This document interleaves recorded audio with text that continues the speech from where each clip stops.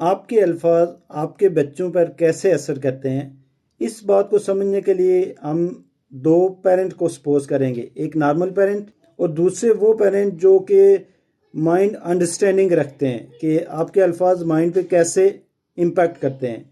Let's suppose कि एक normal parent अपने बच्चे से कहते हैं कि होमवर्क अभी कर लो, टाइम वेस्ट ना करो। इससे क्या होगा, बच्चे में फोर्स और प्रेशर फील होगा टाइम का और अभी होमवर्क करने के हवाले से कि अभी ही तुमने करना है। जबकि जो माइंड अंडरस्टैंडिंग वाले पेरेंट्स हैं, माइंड इंजीनियर, वो अपने बच्चे से इसी बात को डिफरेंट अंदाज में करेंगे। वो बच्चे से कहेंगे कि बेटा अभी अगर आप होमवर्क कर लेते हो तो आपके पास इंजॉयमेंट के लिए टाइम होगा। तो इसमें देखें कि बच्चे के माइंड में एक इल्यूजन क्रिएट की गई, उसे एक इंटरटेनमेंट की तरफ लाया गया, उसके पास चॉइस भी रखी गई फिर, जिससे क्या होगा, बच्चा मोटिवेट होगा और वो प्रेफर करेगा कि वो अपने फ्री टाइम में इंजॉय करे, इसलिए पहले काम को मुकम्मल करे।